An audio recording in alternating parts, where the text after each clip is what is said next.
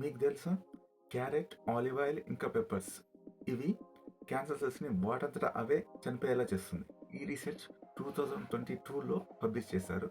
వీళ్ళేం చెప్తున్నారంటే వీటిలో ల్యూటియోనిన్ అనే కాంపౌండ్ ఉంటుంది. ఇదొక న్యాచురల్ ఫ్లేవనాయిడ్.